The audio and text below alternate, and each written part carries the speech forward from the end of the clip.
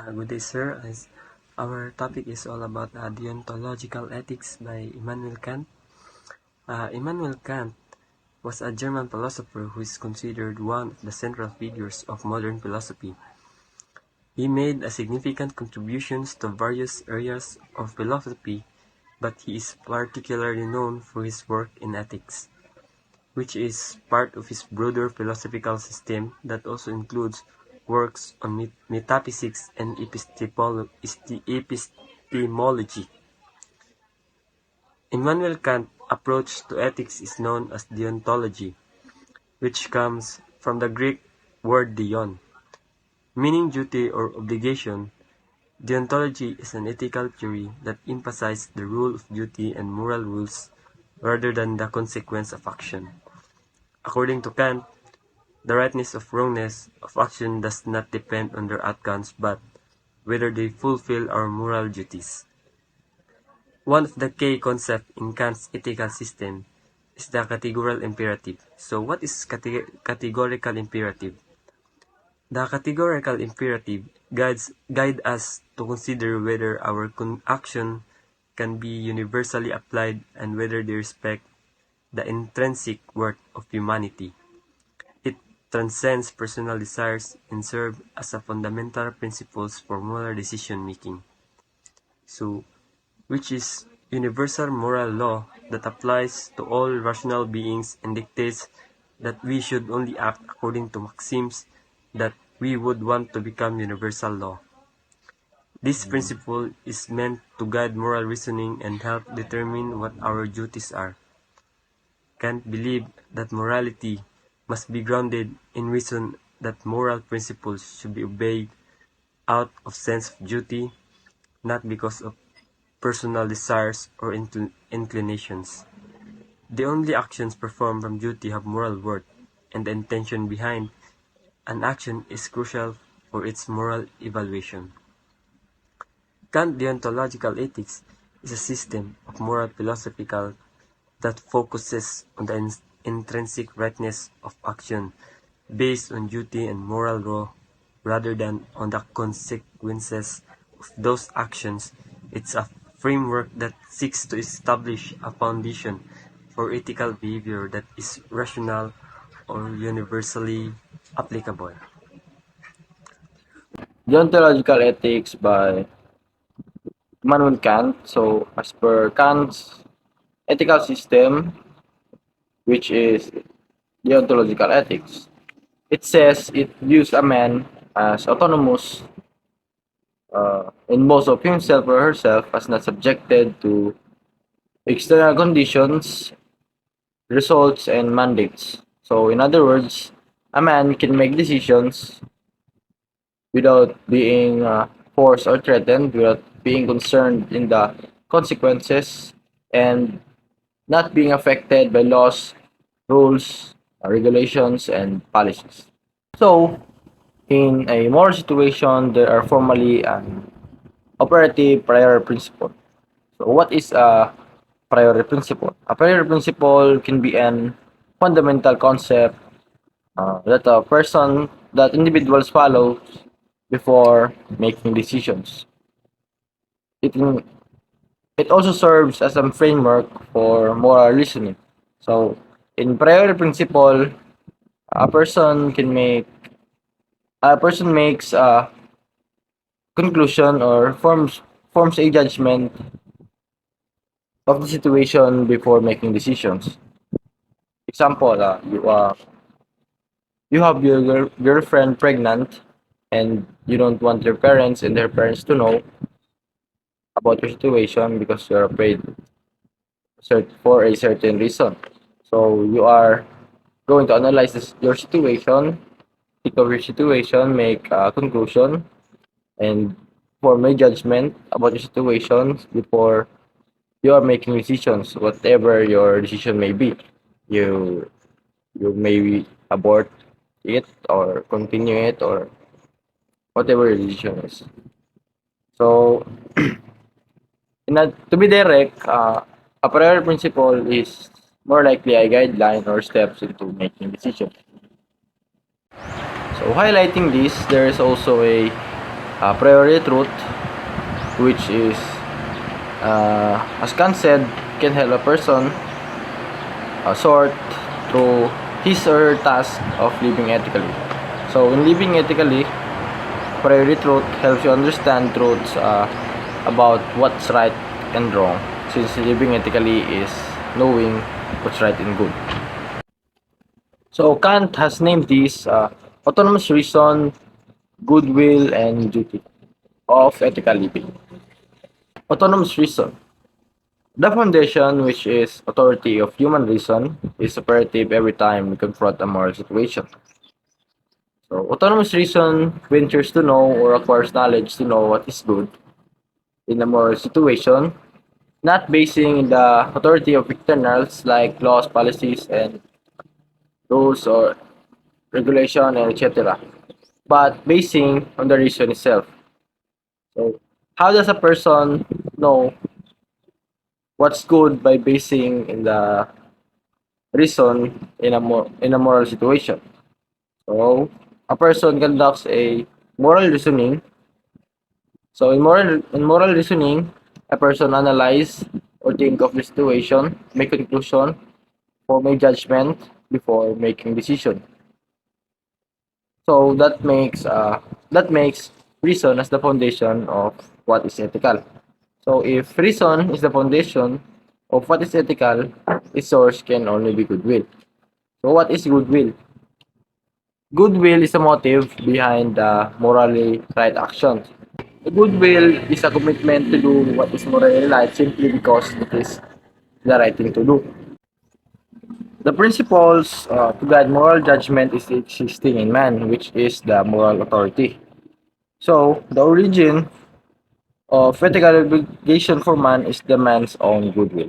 So, the goodwill implies the achievability of what is known through the reason.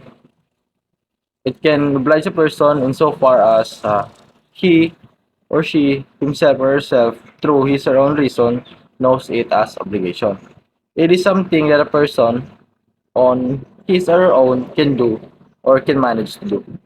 So, what is the ethical obligation?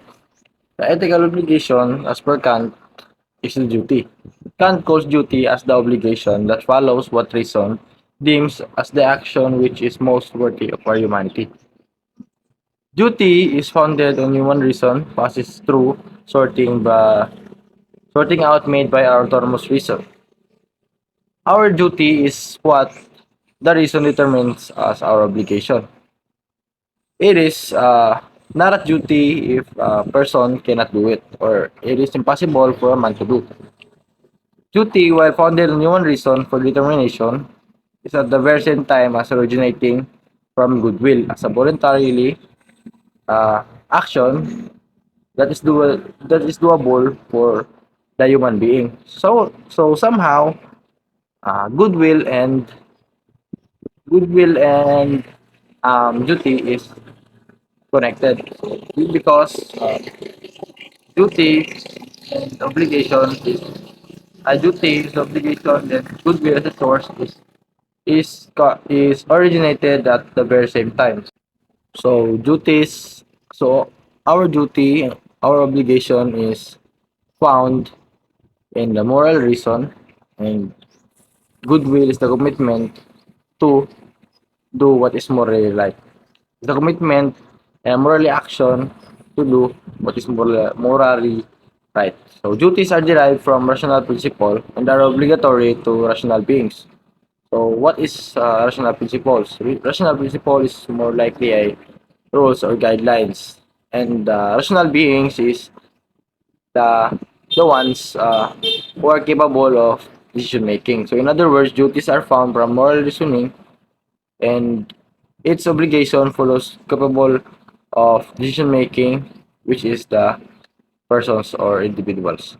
We move on the next topic about in Immanuel Kant's deontological ethics. So the next topic is about obligation is understood as man as an end of himself or herself, autonomous and universalizable.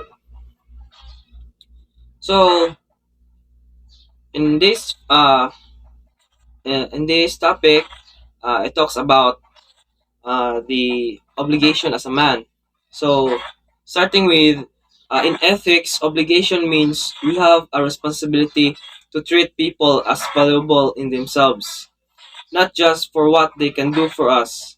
So, this is called man as end in himself or herself. It means we should respect others because they're important, not just because it benefits us. So, uh, so in Bisaya term, so our obligation as people is are we we don't need to use people, or we don't need to use other people for our own uh, for our self gains. Instead, we also we also acknowledge them for their part as a part of our lives. So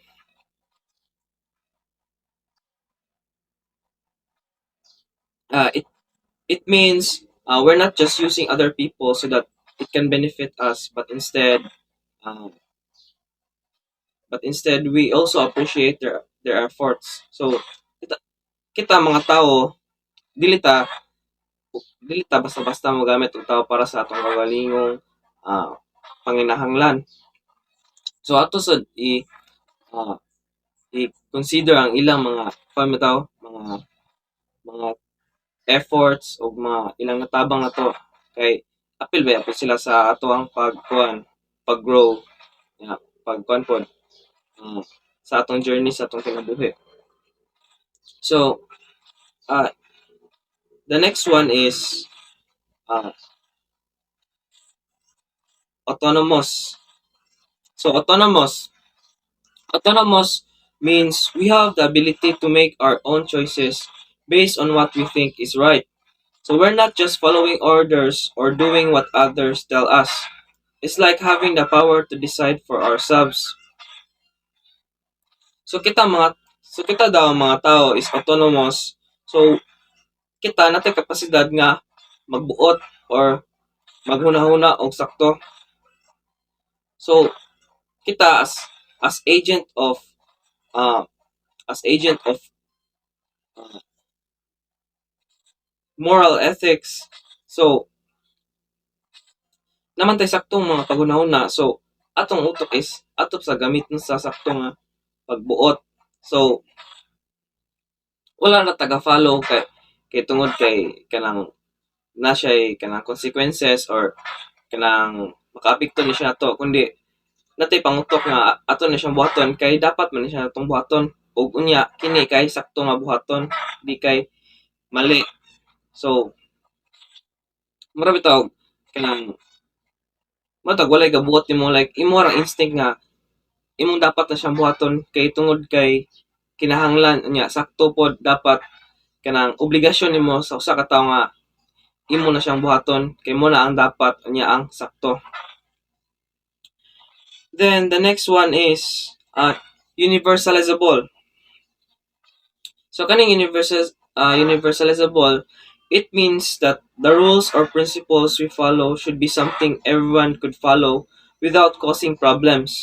So it's like saying if something is okay for me to do, then it should be okay for everyone else too. So kining kang Kant nga kuan iyang ethics is iyang pagtuo sa ethics is that ang pagbuhat sa usa ka butang is dapat kanang kung makapito man ganin siya sa usa ka tawo, imo sa guna-unaon nga mabuhat po na nila nimo. If makahuna ka nga sakto ni siya nga buhaton sa usa ka tawo, then ang kuan na ang balik ana is ang mga tao pod is buhaton po na nila padung nimo, murag kuan na bitaw vice versa, ug unsay imong gihatag nila mo po sa ihatag nila nimo. So mo na ang pagtuo sa usa ka tawo. Then ang usa sa ang pasabot sa universalizable kay kanang pamataw rules nga dapat natong sundon nga dili makahatag problema nya para sa ika ikaunlad or kanang ikapamaayo sa tanan bitaw. Kay kita makaingon ka nga kanang okay ra ni siya buhaton. So kanang ubang tao pod makauna na pod sila nga okay ra sad na sila, okay ra sad na butang nga buhaton para nimo. So bali dapat dili ra kay para imuha ra na siya nga buhaton niya, sila dili pwede. So dapat na gyud na pod sila may ilaha, dili kay na para sa imuha rang kanang kaugalingon. Nya the next one is ug atong ipang ug uban ato sa tanan. So if putting it all together, we can talk about obligation. So we're saying that we should treat people as valuable in themselves. Make our own choices based on what is right. So, ug ato tong itapot-tapot tanan. So, mo to siya ang obligasyon sa usa ka tawo. So, ang una is kanang dapat imo sa hunahon ang ang nabati sa laing tawo nga imong gipang imuhang nakahalabilo or gigamit. Unya sad kanang di kay ug imo siyang gigamit, imo ra pong pasagdaan, imo sa pong hunahon ang ilahang panginahanglan pod kanang base sa usa ka tawo. So the next is this helps us understand how we should act in a way that respects others and promotes fairness and equality. So para fair sa tanan, dapat ug unsay imong buhaton nila, mo pa ilang buhaton nimo. So bare inana ang equality. Then ug buhaton man nimo, dapat maghuna-huna sad ka sa ilahang side sa isa pwede lang mabati. So we're not just using people for our self gains or pleasure kay para ma-satisfy ta. So ato sa pong naon ang ilang mga feelings.